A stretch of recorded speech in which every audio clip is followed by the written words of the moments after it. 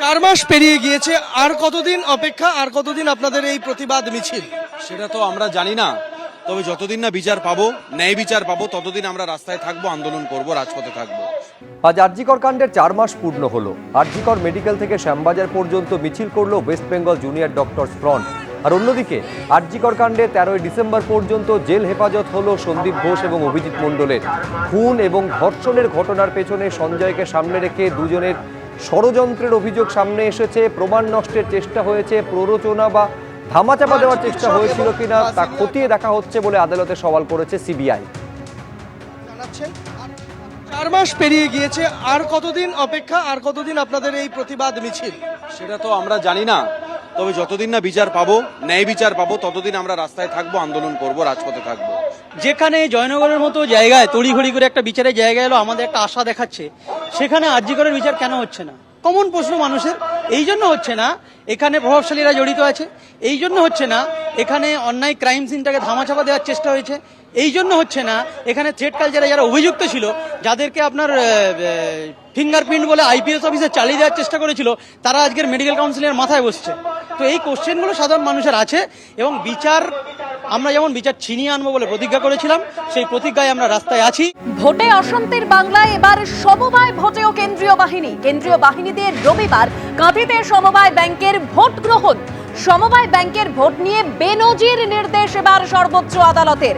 কাঁথিতে সমবায় ভোট, প্রতি বুথে সিসি ক্যামেরার নজরদারি। কাঁথির সমবায় ব্যাংকে 108টি প্রতিনিধি পদের রবিবার ভোট রয়েছে।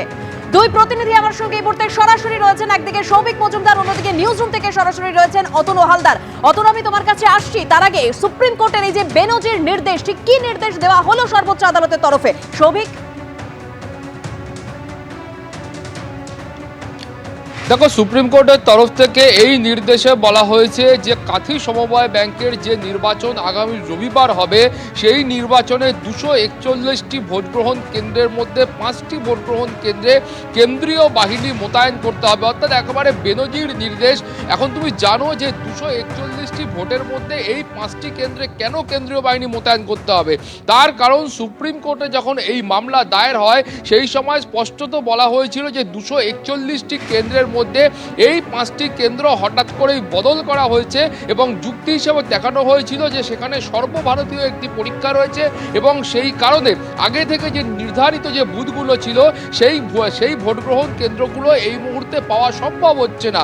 সেই কারণেই এই 5টি বুথকে এই ভোটগ্রহণ কেন্দ্রের স্থান পরিবর্তিত হয়েছিল, এবং সুপ্রিম কোর্টের কাছে এই আবেদন করা হয়েছিল যে ওই এলাকাগুলি অত্যন্ত স্পর্শকাতর এলাকা, ফলে সেখানে কার্যত এই ধরনের ভোট হলে আইন শৃঙ্খলা পরিস্থিতির অবনতি হতে পারে, এমন একটা সম্ভাবনা আছে। সেই কারণেই তারা সুপ্রিম কোর্টের কাছে আবেদন করেছিলেন যে কেন্দ্রীয় বাহিনীর নজরদারিতে এই ভোট হোক, এবং সুপ্রিম কোর্টের তরফ থেকে আজকে সেই আবেদনকে মান্যতা দেওয়া হয়েছে, এবং ওই 5টি ভোটগ্রহণ কেন্দ্রে কেন্দ্রীয় বাহিনীকে দিয়ে মোতায়েন করে তারপর সেখানে এই সমবায় নির্বাচন হবে। এর পাশাপাশি 241টি বুথের বা ভোটগ্রহণ কেন্দ্রের প্রত্যেকটিতেই কিন্তু ক্লোজ সার্কিট ক্যামেরা লাগাতে হবে, এই মর্মে সুপ্রিম কোর্টের তরফ থেকে নির্দেশ দেওয়া হয়েছে। ফলে তুমি জানো যে এর আগে এ রাজ্যে পঞ্চায়েত ভোটে, লোকসভা ভোটে, বিধানসভা ভোটে কেন্দ্রীয় বাহিনী মোতায়েন করা হলেও সমবায় নির্বাচন বা সমবায় ব্যাংকের নির্বাচন, সেখানকার ভোটে এই ধরনের কেন্দ্রীয় বাহিনীর মোতায়েন করার নির্দেশ, এটা কিন্তু কার্যত বেনজির।